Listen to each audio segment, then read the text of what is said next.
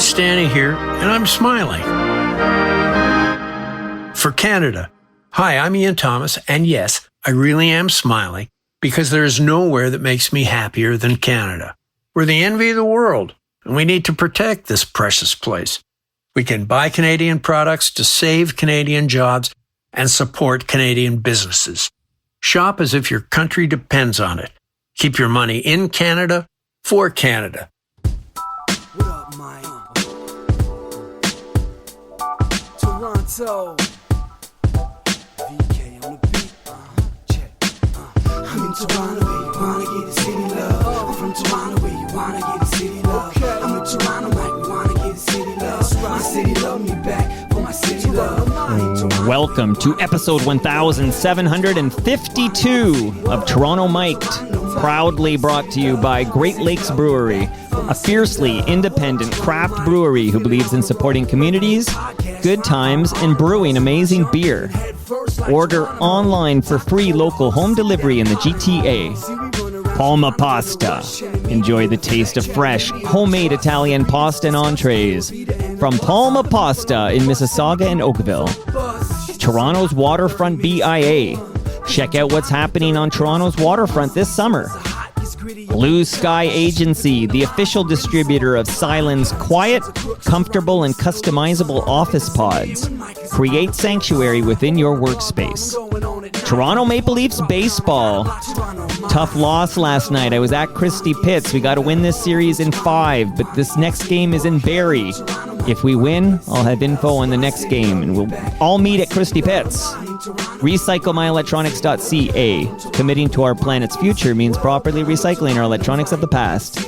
And Ridley Funeral Home, pillars of the community since 1921. Today, making his Toronto Mic'd debut, is Giller Prize winner, Linden MacIntyre. Hello, Linden. Hello, Mike. What a pleasure it is to meet you. You've been on my television screen for decades, and here you are in the wonderful TMDS basement. It's a dream come true. I'm sure it's a dream for you as well. It is indeed. It is indeed, because I've heard all about Mike from my wife, actually, who was here a year or so ago, Carol Off, and she raves about Mike and pizza and beer, and God knows what she's not telling me. So many places I want to go there, but one is congratulations on being married to Carol Off. Yeah, well, that's my pleasure. Thank you. That's a legend, and she's an FOTM. So, okay, where do I go next? Mike, I'm no Linden MacIntyre, okay? But I did take some time, because I was thinking to myself, when you make your Toronto Mike debut, which is happening right now, you are now an FOTM, a friend of Toronto Mike. I am, yes. You know, you have not yet received the Order of Canada, have you? No. You should, right? Well, no. You don't think so? I don't think so. I think you and Carol should each get one. I won't speak for her, but I won't get into my opinions, but no, I've never felt left out, and I've never felt like I wanted to get in. I have full respect for people who have it, but I don't consider myself to be deficient in any way for not having it. Well, but lesser thans do have it. This is my opinion. I speak for myself here, and I don't know how important it is to have it, but I was surprised to find out you did not yet have this honor bestowed upon you. You're content. I'm surprised that you're surprised. And Carol too. But okay, so when I found out that you were dropping by, and I know Carol Off is a great FOTM, I'm going to ask you in a minute if she disclosed to you where that lovely lasagna came from, or if she acted like she made it. We'll find out that in a minute. But I did quickly go through the list of married FOTM, so people who have been on the show but are married to other people who have been on the show. And I won't read the full list. There's a lengthy list here, but can I just bang off some big couples that have been on the show that you and Carol are joining, and then you can chime in if you know these people personally. This will be a quick little thing. Okay. Cynthia Dale and Peter Mansbridge. Know them. I'm acquainted. I know Peter, and I'm acquainted with Cynthia. Okay, of course. You and Peter had the same employer for many years. Yes. Murray McLaughlin and Denise Donlin. Know them both and love them both. Sweethearts, both of them. Okay. Mary Ormsby and Paul Hunter. Don't know them. Okay. Paul Hunter. Toronto Star journalists. Yes, I know Paul Hunter. Okay. Let me just quickly hear. Okay. Hal Johnson and Joanne McLeod. No. These are the participation duo. Remember on TV? Okay. Yes. Telling you to get out and move your butt and all these things. Colin Mockery and Deborah McGrath. I know of them. I don't know them personally. Okay. Stephanie Smythe and Paul Cook. Don't know them personally. So Smythe is now a MP. Is she an MP or an MPP? I think she's now an MP. And or there could be an MPP. Please don't fact check me on this, CBC. But Paul Cook is the longtime morning anchor at 680 News. So if you've ever tuned in to find out what kind of traffic awaits you, you probably heard Paul Cook's voice. I'll do one more. It's a long list. Amy Skye and Mark Jordan.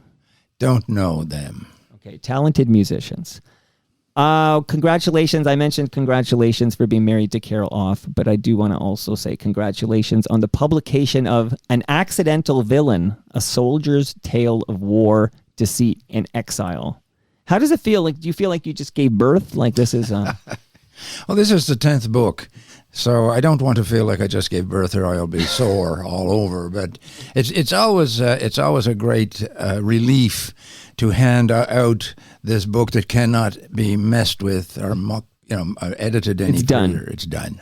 Like once it's printed in the hardcover, I see the copy right there. No more edits, right? Right. Okay, so we're going to dive into that.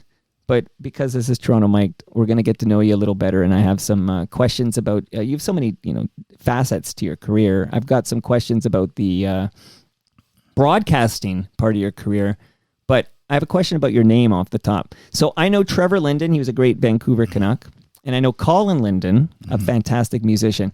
But I don't know Linden as a first name. Like, where does the name Linden as a first name come from? That's a very good question, and I've asked my mother a number of times where she found it, and she pretended she didn't know. I suspect I come from a culture in which you're always named after your father or your grandfather or both. For example, if your father's name is John and your grandfather's name is also John, you will be named after your great-grandfather tacked on. It's the very Russian. I'm not Russian, but in the Celtic world, you have the patronymic. So all my cousins and people I know, they're named after their dads. Their names are like John, Angus. I have a friend, I went to school with a guy named John, Angus, John, Archie, Jim, Sandy. Whoa! Because he had to go back about 3 generations to be identified as him. Right. Other Unique. Yeah. So, I mean, my mother decided she was going to not leave me vulnerable to that kind of... My father's name was Dan Rory, among many Dans, and his father's name was Dougald. So he would be known as Dan Rory Dougald. And she didn't want me to be, if she named me John or Dan, I'd be Dan Rory Dougald. So she was going to avoid all that.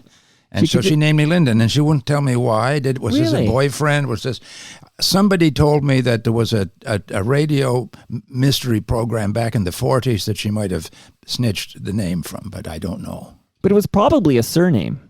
It isn't it's not an uncommon surname in Cape Breton because it's from somewhere in the British area as a surname, and I've known people with that as a surname, but I now know some younger people who have the name, and it's also spelled as my name is spelled, Linden. Okay, it's you're a trendsetter. They're probably named after Linden MacIntyre. Well, they could be, excuse me, because they're from the area that saw me on television. Right. Well, so I'm wearing a shirt for one of my favorite bands, Sloan, and I wore it for you, Linden, because Sloan is a Halifax band. Yes. So maybe, if you don't mind, could we go back maybe and just talk a little bit about your Nova Scotia roots? Of course, you're a Nova Scotia. You're a Maritimer. I am. I'm actually, we kind of identify as Cape Bretoners. I've been there, by the way, because in Ingonish, yes, that's where I was when the final Tragically Hip concert aired on August 20th, 2016. Where were you when? Right. And I was there streaming it live, and I'll never forget that moment. But yeah, please, so you're from Cape Breton. Yes, and my mother's people are from down near Ingonish, what they call north of Smoky. So that's where her people come from, and they are of Irish extraction. My father's people are from the other end of Cape Breton. They're from Inverness County, and Gaelic-speaking people who spoke it right up until my generation and come from the Hebrides. So, yeah, I know Ingonish. I know Cape Breton quite well. I spent 2 months there just now, and so... Amazing. Yeah. Great music coming out of Cape Breton. Yeah, indeed.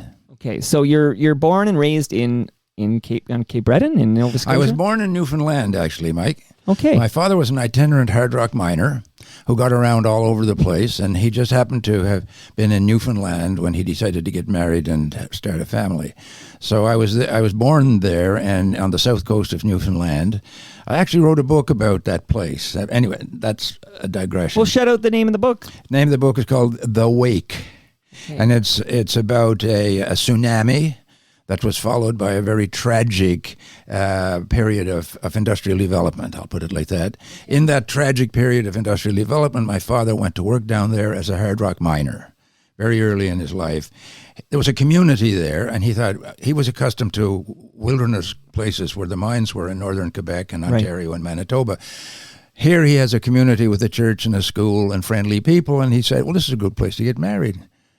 Unfortunately, it was in the middle of the Second World War, and so the demand for the mineral that they were mining dried up by 1945-46. So he moved me, my sister, and my mother to close to where he grew up in Cape Breton.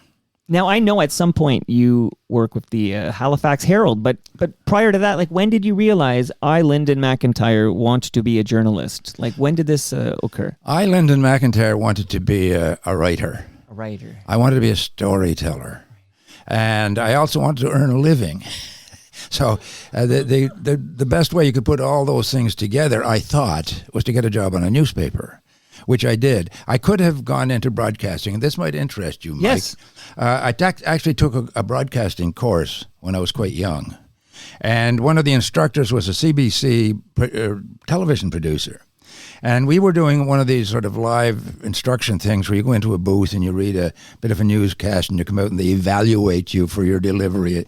I come out after my reading, and this prescient CBC producer says, little advice for you. You might be a great journalist, but don't go near a microphone. I said, why? Well, sure, I accept that, but why? And he says, well, you have a regional accent. You do. Do I? I hear it. Still, yeah. after I like still hear it. 50, I hear it. Do you hear it, Scott? Little bit. I hear it. Well, he said he sort of indicated, and of course the CBC accents in those days were mid-Atlantic, right? And the closer you got to the United Kingdom with your accent, the more famous you got. Right. And here I was with an accent from Inverness County. If you think you can hear it now, you should have heard it then. And he said, don't go near a microphone, whatever you do. Well, you didn't follow that advice, but I did not. For a short period of time, because you do. This is when you leave Nova Scotia for the first time, right? You moved to Ottawa for the Halifax Herald, is that right? It was a very lucky. I was only I hadn't yet voted, and they asked if I would do one of what we now call an internship in Parliament Hill in the Press Gallery, right? And I said, why not? So I went up there, and they were leaving. They put me there for 6 months, and then they left me there for 2 years. And by the end of the 2 years, I was getting my hair was starting to smolder. Because I hated covering federal politics in that kind of an environment where you're stuck in the press gallery and you're just cranking out basically transcripts of transcripts. And so I asked to be moved back to Halifax. And so, because maybe in the interim there, did you also work for Financial Times? Yes. See, I moved back to Halifax. I was early 20s and I got bored soon after that. And somebody that I had met in Ottawa worked for the Financial Times of Canada, which was a Southam's paper. And they came and they said, why don't you come work for us and in Ottawa? And I said, I just left Ottawa for personal reasons. But anyway, and I don't particularly know anything about finance, and I'm not particularly interested in business reporting. No. We just want you to go there and you can become a reporter of policy and whatever, and we'll help you along. So I went up there for a couple of years. And then you came home. Then my father, who had been a miner for many years, he got sick and he died suddenly at the age of 50. So things were in a bit of uproar in Cape Breton. That sounds awfully young to me. Like, I feel like when I was maybe a younger man, 50 felt like, okay, I get it. But now from where I sit, that sounds awfully young. It was awfully young, and the circumstances were very sort of upsetting to me because this is my father, not to get too far down into the weeds here. I like the weeds. All right, okay. My father grew up in such a primitive environment that he didn't learn to speak English until he was about 8 or 9 years old, and he never went to school at all. So he and his parents and everybody, all they ever spoke together was Scottish Gaelic. Wow. And so he never got to school. He picked up English. He picked up how to read and write from his father, who had actually got off the mountain for a little while. But when he got out into the world to look for work, they said, well, what grade do you have? And he had no grade. Right. So he went to work at the lowest possible level you could possibly be, which is underground, pick and shovel. And he worked his way up, and he became very good at it.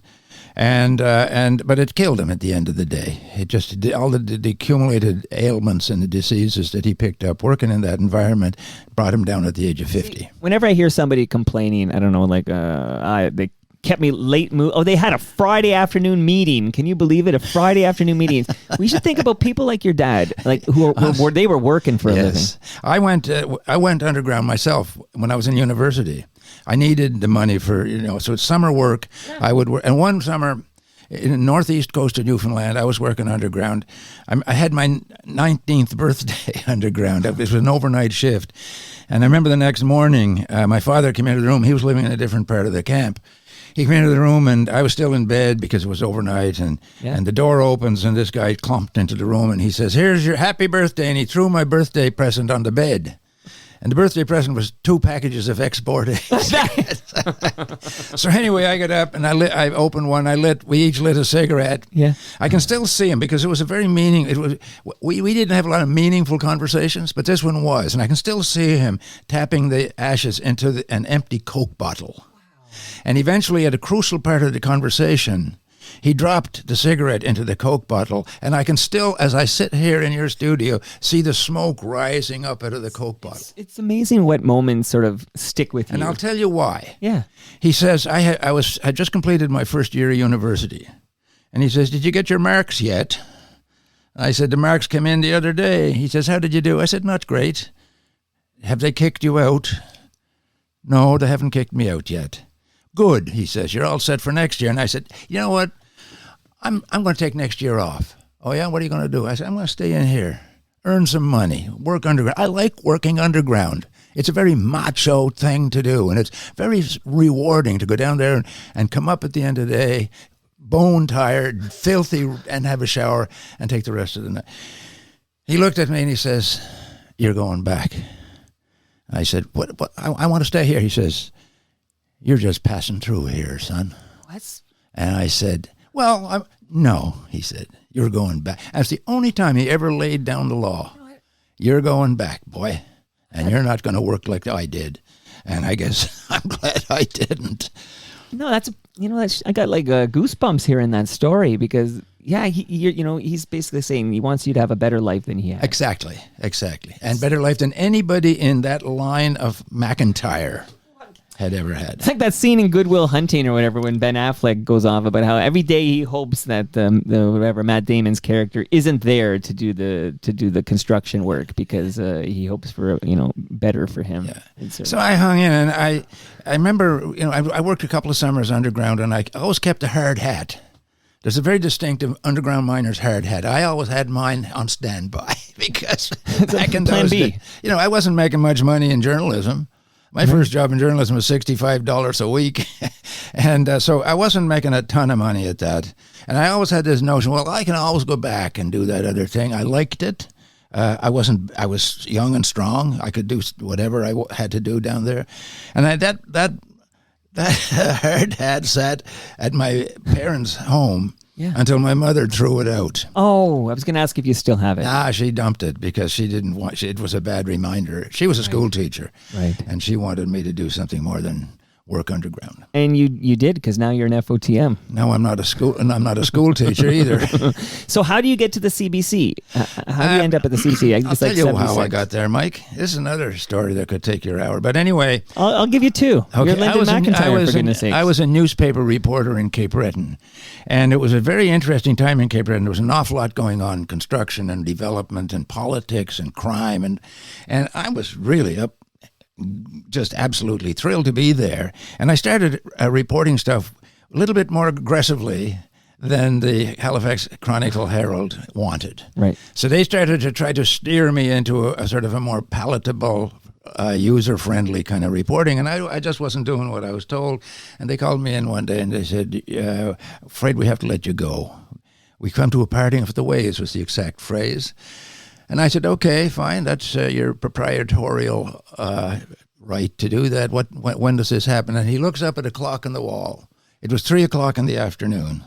He says, at 5:00 today, you were gone. And anyway, I was gone. Yeah. And eventually, the word, because I was an aggressive and sort of noticeable reporter, one of these local alternative newspapers published the fact that, and I still remember the headline, Linden MacIntyre gets the axe. And it was amazing. About 4 days later, I had 4 or 5 job offers, and one of them was the CBC. Oh my goodness! So this is the Halifax CBC in Halifax. They picked me up, and again, this is starting to sound like a really happy story when I don't want it to be. But the CBC picked me up, and they decided to send me to Toronto for 6 weeks of training. Okay. Like elite training. They were bringing in some of the best TV people in the world. Performers, editors, camera people. They left me there for 6 weeks. And then when I came back, I worked for them for about 10 months. And they said, we want to give you your own show. And they did. And it was a successful show. The MacIntyre File. The MacIntyre File. Of course. The very first program that we put on won what they used to call the Genie Awards and a national award. So look, all this stuff was coming to me so easily that I just took it for granted. I talk to young people nowadays, my kids' generation and younger people who they're struggling and they're creating their own blogs and their own media. And I'm thinking back with enormous guilt how easy it was. Though it's of the era, right? Like you can't, give them a time machine, right? Like, so there are these things, you're right. These new, Ben Rayner. Do you know the name Ben Rayner? Yes, I do. Okay, so Ben Rayner, reno-evicted. This is a new term I was introduced to, but now I'm seeing it happen all the time. But he was reno-evicted, which basically means his landlord, I don't know if that term's even the term anymore, but doubled or tripled the rent or something. And he simply couldn't, he was working at a music shop and he couldn't afford to live in Toronto. And he had to leave, but he says for the past, I think, 8 or 9 months, Ben Rayner has been homeless and jobless and sort of couch surfing. And he's a Maritimer himself. I think his mom had a home in New Brunswick and he was sleeping on the couch there for a while. But this is Ben Rayner, a man about my age who I read that man's music columns in the Toronto Star every single time it was published. I love Ben Rayner and he's been on the show many times. But yeah, it's a different time. There's no work for a great writer like Ben because he covers music. Yep. I think it's an interim period. I hope it is. We've ended one. It's all about delivery systems, the mass media. It's like, so you still have on the one end of the production line, you have a whole bunch of people that like to do it and will do it for little or nothing, and on the other hand side, you have a whole mass of people who need the information, who need the service. In between, you got machinery and electronics and crap that's going through a process of evolution. You have a whole class of proprietorship now that doesn't give a hoot about either side of the equation. Right. So they're trying to make as much money as they can off of the delivery system, and the delivery system is not delivering much anymore. So what's happening, Mike, and here's where I have an optimistic sense. Okay. People like you are not, okay, I'm going to set up my own delivery system. Well, it's true. It's happening. I'm setting up my own delivery system. Let the proprietors make all the money they want, just don't get in my way. And you do it. I'm sitting here. I wish that this is happening. Should I be recording this, Linden? No, you shouldn't actually. This is getting embarrassing because I'm being too positive. Well, that's Canadiana in you. Yeah. I've seen it before. But when you have your studio here, you have your independence and you have your life. And there are a lot like you out there now. And the best of you will prevail and you'll become big, important, wealthy proprietors someday causing problems for everybody else. But for the time being, in this interim period, you're doing great stuff. And you're keeping the process alive. And in spite of this broken down, messed up delivery system that has evolved from printing presses and ink-stained wretches to now, I don't know what.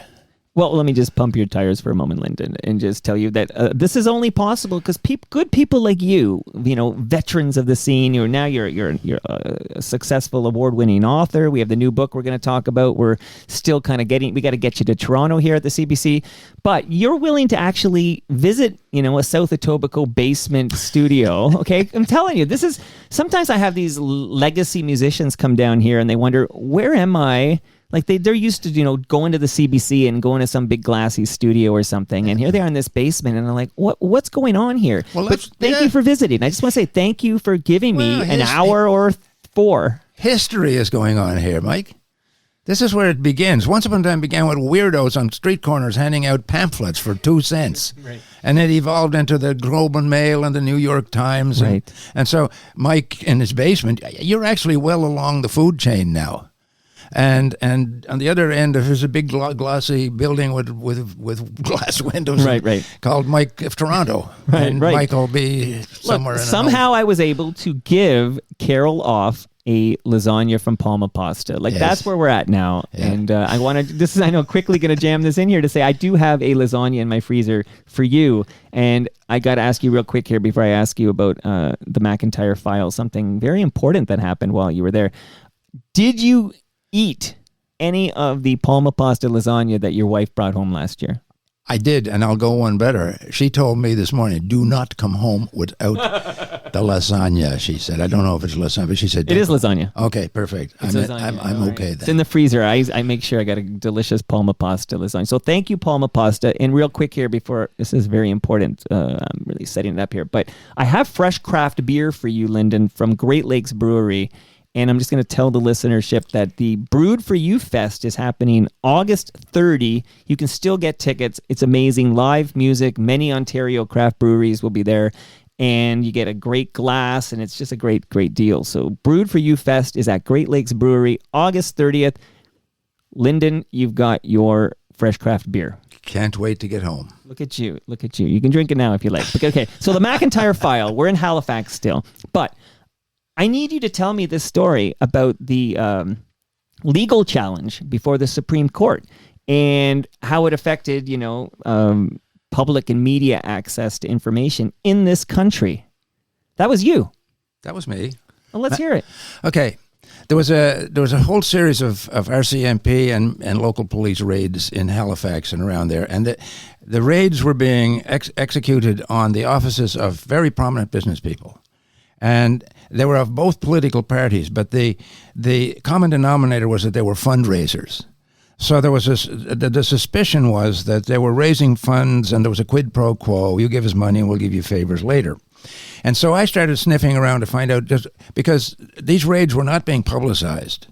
And I remember I went to a very senior RCMP officer in a white-collar crime session, and he said, if you were any good at your work, he says, you wouldn't be talking to me. He says, you'd be down at the courthouse finding all this out for yourself. Well, I said, it's not that easy. He says, yeah, it's a lot easier than you think. He says, you go down to the courthouse and you ask for the informations to obtain. And he explained what that was. He says, this is a free country. We can't just kick down doors and go in and take what we want. We have to get a court order that says we can. And then to get the court order, we have to explain why. Right. So if you got any gumption, you go down there and you find out there. Don't be asking me. So I went down, and I didn't tell the court official who sent me. I didn't tell him who I'd been talking to. I just said, I want to see the information to obtain, blah, blah, blah. And he looked at me as if I had asked to see his personal bank account. He said, you're never going to see that. And wow. I said, well, I'm entitled to. And he says, no, you're not. He says, as a matter of fact, he said, I was sitting in a chair like this with a big filing cabinet like 6 inches behind my head. He said, the drawer right behind your head, what you want is in there. And you might as well be 1,000 miles away from it. Wow.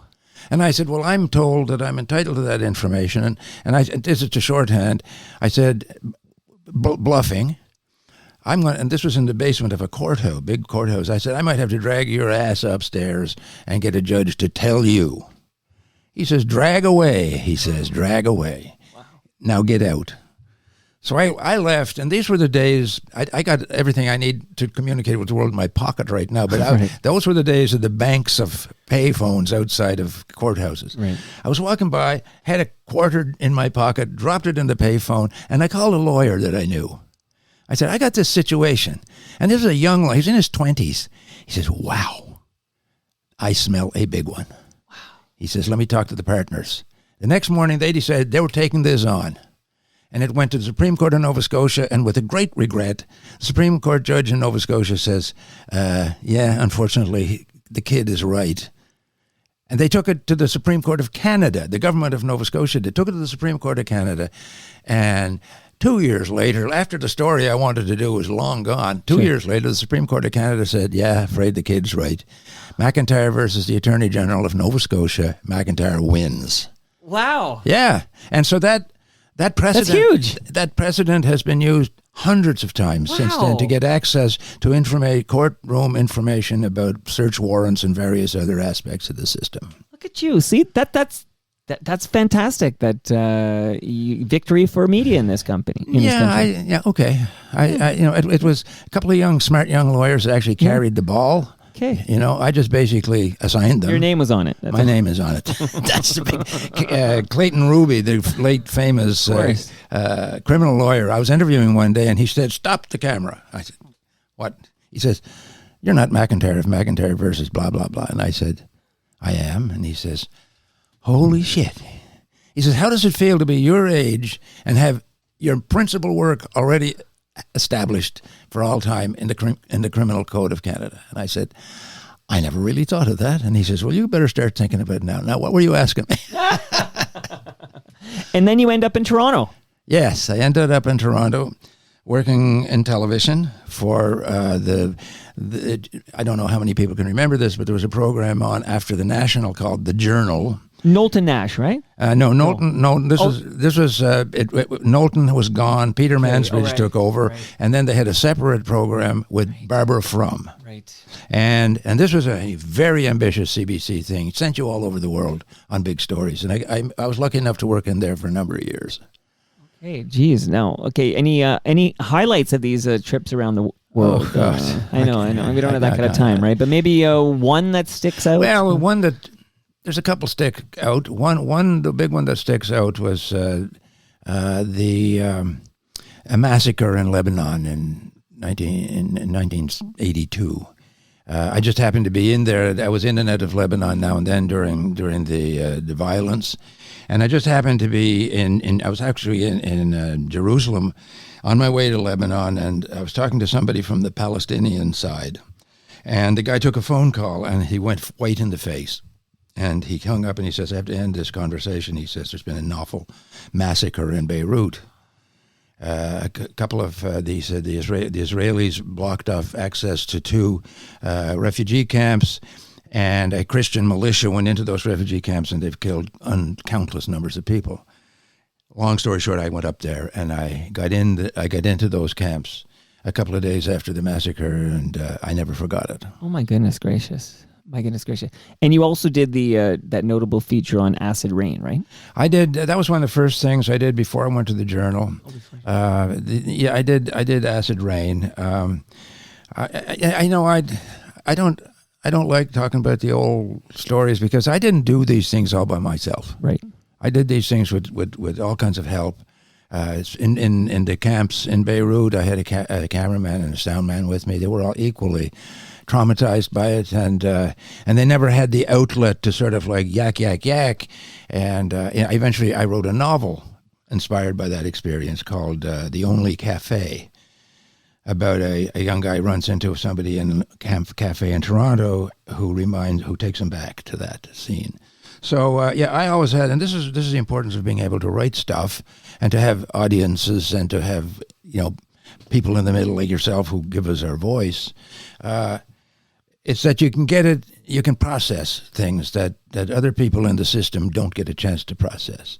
And so I've been processing a lot of stuff through fiction and nonfiction and just cranking out books over the years, more or less for my mental health as much as anything else. Well, I'm going to make sure we devote a good chunk of time to you as a novelist, because here we are. We're almost done here, but I would love to hear about your time at the Fifth Estate.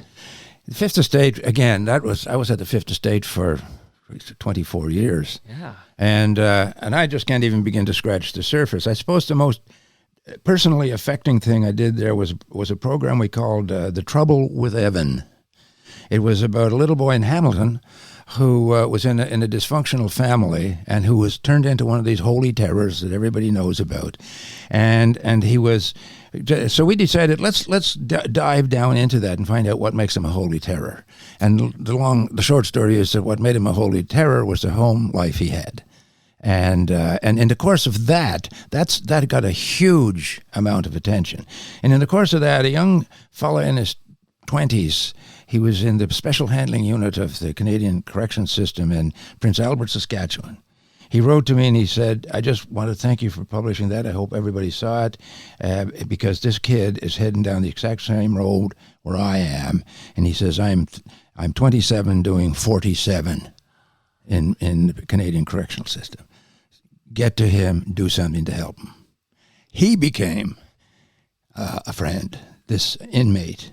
And he and I, we related to each other for 5 years. They moved him into the Ontario system. I used to go and see him a lot. I had him pretty well talked into working his way out of prison the right way. Instead of a lot of the time he was serving was for escaping.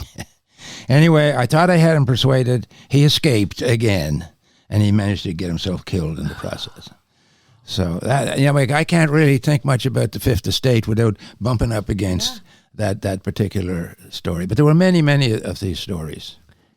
I have in my calendar Lorne Honickman. He's visiting next week. Lorne Honickman's all over. There's a Crave documentary series that's out about the Christine Jessup murder. Yeah. You covered that, right? I did, yes, I did. Guy Paul Morin had been convicted. First of all, he was acquitted. The Crown appealed, and then he was convicted. I said, well, one of these decisions is wrong. So we dug down into it, got his confidence, got the confidence of his legal team. We're completely shut down by the Crown. So this is starting to tell me where the flaws are. Anyway, we did it. And long story short, with a lot of help from the people for the wrongfully convicted and various other organizations that got on board behind Guy Paul, the guy was eventually exonerated, not just sort of found not. He was exonerated by the Supreme Court, and he's now somewhere in Ontario leading a perfectly normal life, married with kids and employment and all that sort of stuff. He doesn't talk about this. I tried to get him to talk about it a few years ago. He says, no, that's behind me. He says, I got sick of answering the questions and talking to people. Oh, so you're so-and-so. And he says, I don't get that anymore. I don't want to start it up again. Anyway, that was an important one. How many years did we steal from that man? We stole a good 10, at least 10, because the time that he was in that awful system that he was in, and before he was eventually sent to Kingston Penitentiary, which was where we found him, it was at least 10 years went by. The other big one was Stephen Truscott. Yeah. Truscott had been found guilty when he was like 14 or 15 years old of killing a child, schoolmate, and sentenced to death. And the government of the day in the 50s got feeling kind of like, this isn't going to work out. It's going to give us a black eye. And they changed it, turned it into a life sentence. Years and years later, somebody decided, let's have another look at that Truscott case. And we did. And when we finished our piece, it became part of a movement that got a complete judicial review of that entire ancient case. And at the end of the day, that one was not just overturned, he was exonerated totally. He did not do it. And go about your life. And Stephen went about his life after that.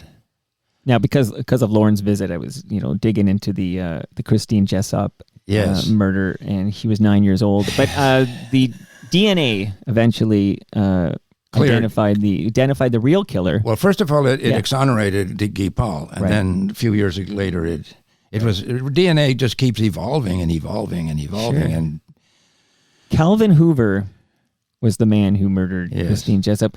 And this name, Calvin Hoover, this wasn't on your radar at all. No, not at all. We had a lot of names on the radar, not that one. And, we were embarrassing people. We were tracking them down and ambushing them here and there, and poor buggers had nothing to do with it. Oh, jeez. And that's the way you work. But he was so close to the family. He was a friend of the family. He was a friend of Christine's dad, right? And neighborhood. He apparently, from what I read, he went on searching for the body and all that stuff. And the cynicism of that just, and then he died before they actually got him. My goodness. The Boston Marathon bombing, I was active on Reddit, right? There's like an aggregator, social media aggregator site, and they all got together, decided they would find out who was responsible, and in real time, they all, amateur detectives on Reddit, all determined they knew who it was, and they named this person, and it wasn't that person at all. No, that happens more often than we would like to think, but the race to judgment, right, and under the pressure of public outrage is a really serious factor in the injustice.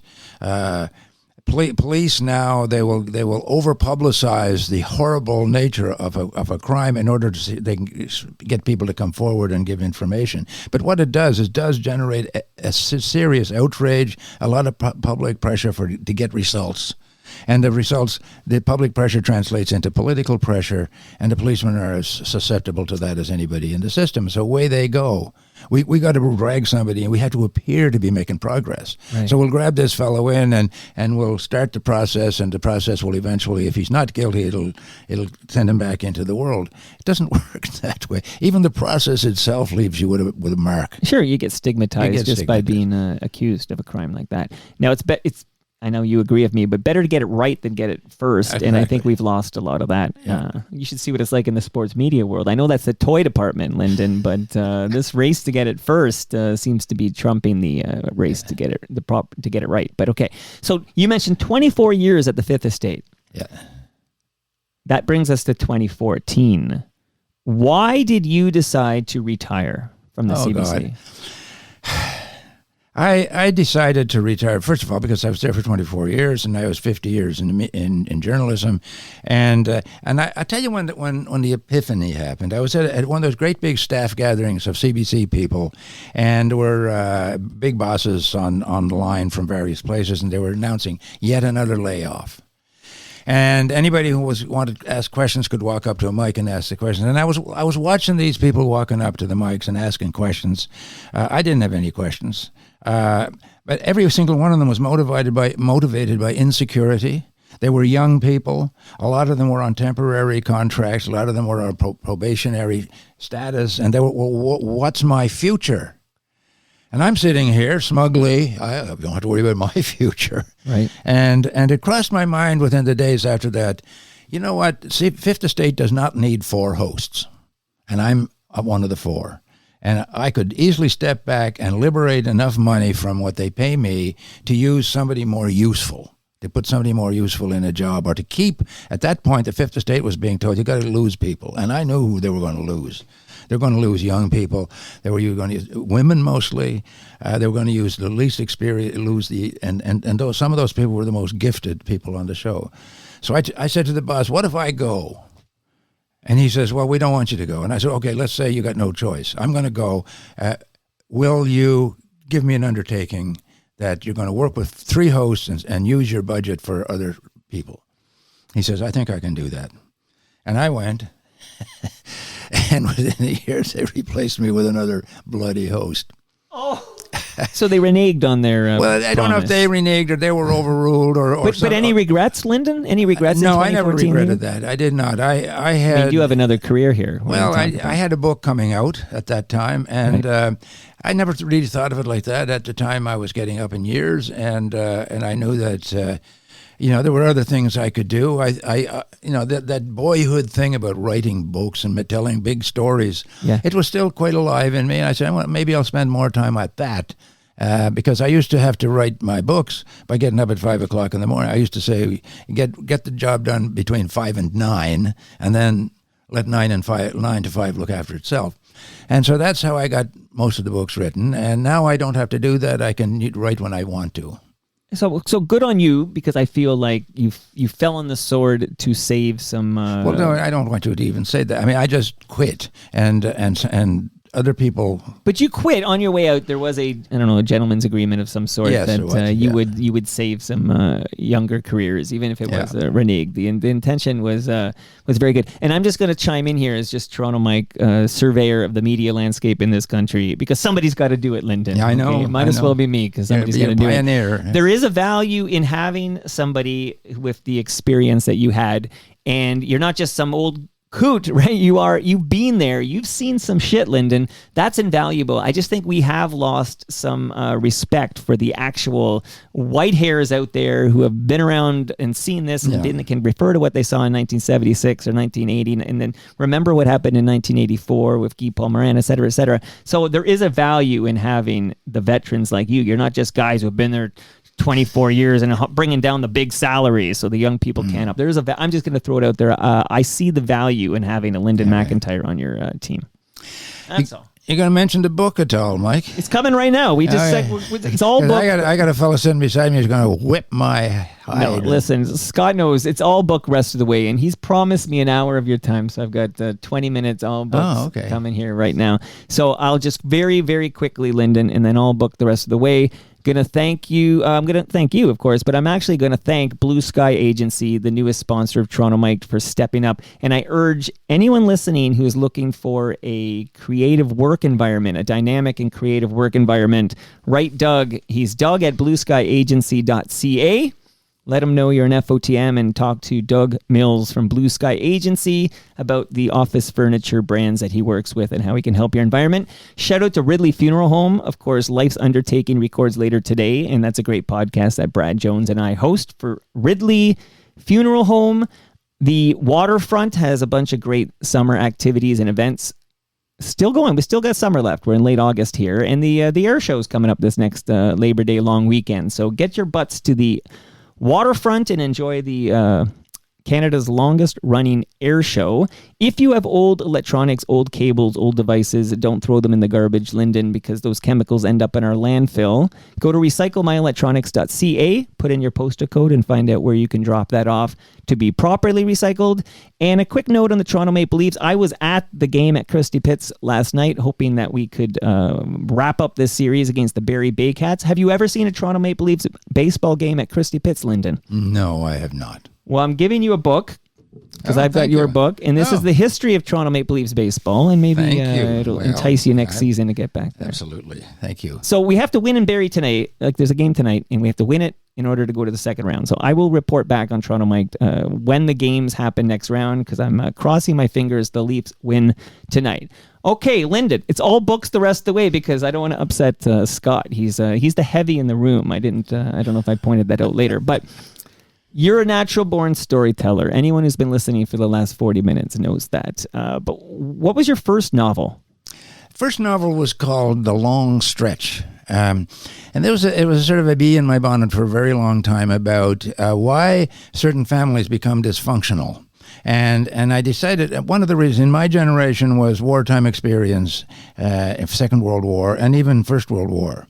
And people were coming back. Back in those days, there was no such a thing as PTSD. It was called shell shock. Right. And there were a lot of really damaged people around, people with limbs missing, people with bad drinking habits, and people with volatile tempers. And you would see this around, and then you would... Next generation down, you would see the consequences in the schoolroom. You know, their children, their grandchildren were like, "Whoa, there's something wrong with that person," and I got it in my head that wartime trauma will migrate through time, through the genealogy of the survivors of those wars. And so I made up a story about a couple of guys, one of whom was in the war and one of whom wasn't, and they were neighbors, and how their families turned out, basically. And I wrote it, and nobody seemed very interested in it. But there was a neighbor of mine, he was a literary agent. He says, "I'd like you to write a history of Canada-U.S. relations and the border between the two countries." And I said, he says, write up a proposal and I'll take it to Jack Stoddard, who had a publishing company at the time. Okay. So I wrote up a proposal and we took it to Jack Stoddard, and Jack says, "Well, this guy's TV. Can he write?" And, "Oh yeah, he has a manuscript for a novel." And well, Jack says, "I'd like to see it. Just make sure that the guy can put 2 pages together." Right. And so the rest is one of those stories. Jack read the novel and he says, "I don't want your history story. That's boring. I want this." And he published the novel. And then it got attention. Somebody said, "Well, you write a memoir?" I said, "I don't ever want to write a memoir." well, we want something about your past life. Well, I'll write about my past life, but it won't be a memoir. So I wrote something about my past life by growing up in a place that changed dramatically because it causeway linked Cape Breton Island to the rest of the world. I wrote that story. That was very successful. And then I. But what was that one called? It was called Causeway, a passage from innocence. Okay. And then there was a book called, then I wrote a book about Ty Conn, the inmate I was telling you who got himself killed. Right. I wrote, and then I started a spin-off from that long stretch book. I had a character in that book who was a priest. I said, I'm going to write a story about a priest who never was meant to be a priest. And because he was never meant to be a priest, he has a particular personality that becomes useful to the bishop. And the bishop begins to use this guy, who's a hard-nosed fella, who sort of spoke straight to people. The bishop started to use him to go out into the communities that were complaining about priests who were going astray and getting involved in the abuse of children and what have you. Mm-hmm. So the bishop basically assigned him to be his man.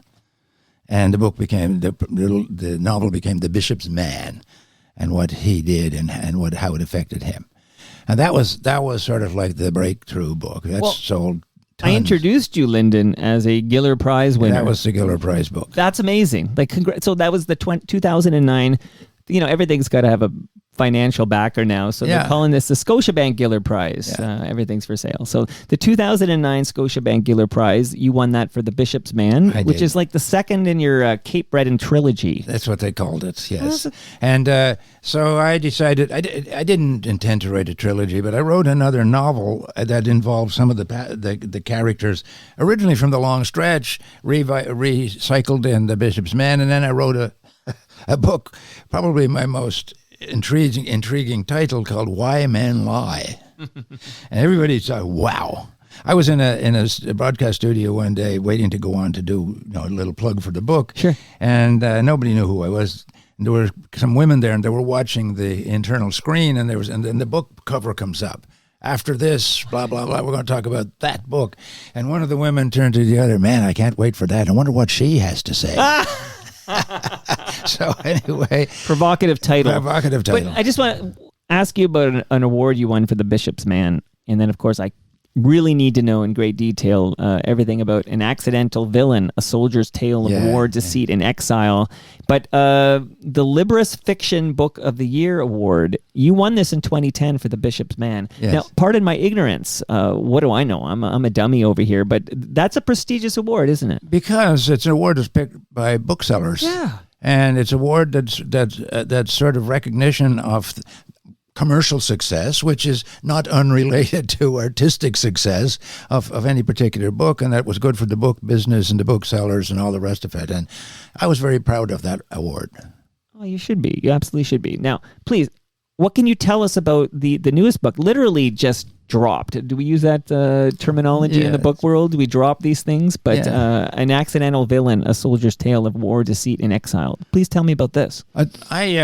I'm always listening for stories, and I hear lots of stories that aren't going to be books. But this one intrigued me totally because I was reading an academic paper about another story that involved Winston Churchill and the President of the United States, Franklin D. Roosevelt, and a meeting they held on the south coast on a battleship on the south coast of Newfoundland in 1941.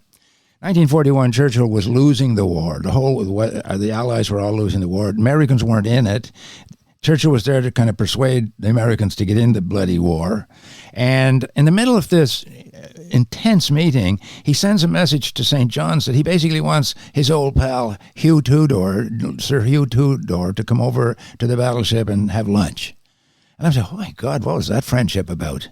Hugh Tudor lived in St. John's. And so I started to dig on that. And I find that the man in St. John's was actually a fugitive or in exile because of his behavior during the Irish War of Independence, 1920-22. And long story short, I have to make it that, but he was a long-standing close friend of Churchill. They met in India as young officers in the 1890s. Churchill was the Minister of War in 1920. He needed somebody to go in there and kick the pants off the Irish Republican Army. He didn't want to hand it over to the British Army officially, because it would be look bad internationally to have an army suppression happening on your doorstep. He called the Irish rebellion a crime wave. He decided to define the rebels as criminals, and he decided to put the responsibility for ending this on the Royal Irish Constabulary, a police force. And he hired his old buddy, General Tudor, to run the police force. Tudor goes to Ireland. He doesn't care about the Irish. He immediately finds out this is not the kind of war I'm used to. This is an insurgency. People in civilian clothes conducting all kinds of terrorist tactics, and the only way I can handle this is to embrace their tactics. And so he turned the Irish police into almost an anti-terrorist terror organization. He was presiding over a large proportion of the police who had been recruited in England and Scotland, who were really hard-assed veterans of the First World War, really bigoted about the Irish, and just brutal. A lot of them were damaged by the war. So they get turned loose, and of course, over the next 20 months, they hammered the IRA. The IRA hammers back, but they got more hammer. And after about 20 months of this, the IRA says, okay, maybe we should be talking. And they sat down then to talk treaty and future with these English diplomats and politicians who just basically ate their lunch and left them with a treaty that created the grounds for a civil war in Ireland, in which the Irish started to kill each other. And it was a bloodier, more nasty war than the War of Independence was. But the English could sit back, the British could sit back and watch it all play out in their interests. Well, as any fan of U2 knows, Sunday, Bloody Sunday, big U2 jam, and you had a role in that, right? Well, there were two Bloody Sundays now. Oh, there's two Bloody Sundays. Yeah, there was a Bloody Sunday in, I think, 1972 in Northern There's Ireland. probably the U2 one, right? But the first Bloody Sunday... Yeah. And the worst Bloody Sunday was in it. If anybody who saw the movie Michael Collins, that Bloody Sunday was a highlight of that movie, and it was in 1920, and it involved an assassination, a mass assassination by the IRA of British officers, and then what was probably a retaliatory attack on a football match in Dublin that afternoon. So the IRA killed about 16 people in this targeted attack. The British Army and mostly this guy's policeman. He was responsible and accountable for the Bloody Sunday massacre in the football stadium, and they killed another 16 or so people, just ordinary people at a football match, and so there was a hullabaloo over that. And the interesting thing is that the General Tudor and the senior officers who were responsible for that afternoon massacre weren't even asked to testify at an inquiry. So, but he walked away with that on his conscience and the blood on his hands, plus a whole lot of other stuff. But at the end of the day, the British came out of Ireland with a deal that was good for them. And Lloyd George wrote this fellow a thank you note, said, "We couldn't have prevailed in this conflict without your help. So thank you." He was knighted for his efforts in Ireland. He was knighted for that. Churchill realized that Tudor's life wasn't worth 5 cents after that, because he was going to be hunted down wherever he went. So Churchill assigned him to another police management job in Palestine.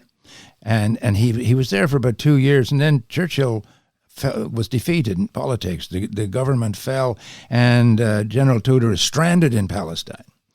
So fast forward another year or so, and he finds himself in where he considers to be the safest place on the planet, Newfoundland. Right. The place of your birth. Place of my birth. And so the reason he picked Newfoundland, he had never been there. He didn't know the place from Iceland. But during the First World War, he was a divisional commander. He had a battalion of Newfoundlanders under his command in the First World War, and they were quite impressive. One of them was a 17-year-old boy from a little village up in the northeast coast of Newfoundland who won the Victoria Cross. He had illegally climbed into the army at the age of 15. 2 years later, he was a hardened soldier. He won the Victoria Cross for gallantry. And that was under Tudor's command. So when Tudor shows up in Newfoundland, I need a place where I can feel safe. Newfoundlander says, "Come on in. We won't give you any trouble. We're not going to do you any favors, but we won't give you any trouble." How long did it take you to write An Accidental Villain? It took about 5 years. Wow. Because first of all, I found out a little bit too late that his secret of survival was to keep his mouth shut and not write stuff down and not going around like so many war generals and officers and politicians writing self-serving memoirs. He didn't do that. So there was really nothing on the record that you could get your teeth into. So I had to start from scratch. And then COVID sets. So the place you start from scratch is libraries and archives and various trips here and there. And I couldn't do any of that. So I had to learn how to basically mine the internet and get into all kinds of digitized documents all over the place. And I found a couple of people who were helpful when I finally could travel. But it took a long, long time. Anybody who ever tried to figure out the Irish War of Independence will understand that it is impenetrably complicated, which I thought was all very simple. My knowledge was based on Irish songs, folk songs about the good guys and the bad guys. It's very, very complicated. So, it took a very long time to put this together. And then the other challenge is to make history and politics sound like a story. Right. Sound interesting and compelling. To bring characters, put flesh on characters and make them you can either hate or love or somehow relate to. It was an extremely it almost burned me out to get that written, but I got it written. And there must be a sense of relief now that here you are making the rounds to tell people about An Accidental Villain. And like you said, it's printed in hardcover. Like, this is done now. And it sounds like, I'll say that this last hour with you has been fascinating. You're a natural born storyteller. And this story that you tell in An Accidental Villain sounds absolutely fascinating and it's exciting. People can buy it right now. Like, that must be a sense of relief for you. First week on the market, it became #1 bestseller in Canada. Now, where it'll be in the second and third and fourth week, but that was pretty satisfying. You should feel a great sense of accomplishment. You should feel proud of your entire career, including this latest effort. And do you already know what your next book is about? I'm working on something. It's a fiction book. Fiction. It's about somebody who reaches the age of 70 and he thinks all the excitement is gone from his life, but a lot of the early excitement starts to come back, and he has to cope with it. You sure? Yeah. You sure that's fiction? Maybe that's the Linden MacIntyre story. Well, you know what? You might have your finger on the pulse. Okay, so here's on our way out here, because I didn't want to pry, but listeners will want to know, how and when. I know you both worked for the same mother corporation here, but how and when do you meet and fall in love with the legend that is Carol Off? We were both in one of those awkward points of our lives where we were reinventing ourselves emotionally, and we end up working in the same general area. She was a producer working out of Ottawa. I was a host working out of Toronto. Paths crossed. Paths started to cross more frequently. Paths turned into lunches and long conversations, and the next and then breakfast, and then of course, yeah. The famous politician who got caught in Ottawa once upon a time, he was told that you had dinner with her this night, right, and then you had breakfast with her. Yeah, but that was about 4 nights later.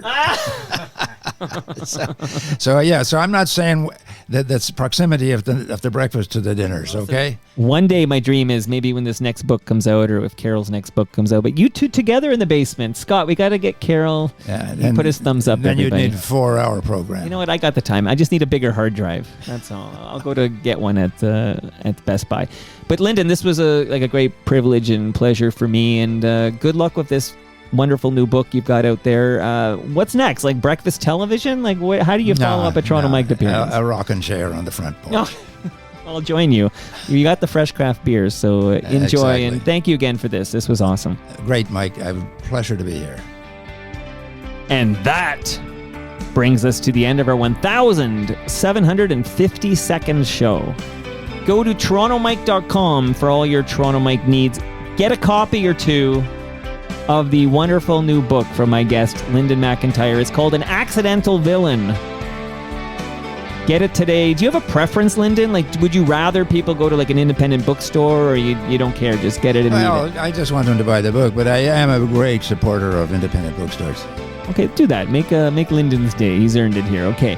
Much love to all who made this possible. That is Great Lakes Brewery. Brewed for You Fest is August 30th. Palma Pasta. I've got a lasagna for Linden and Carol, apparently. They can share this. Toronto's Waterfront BIA.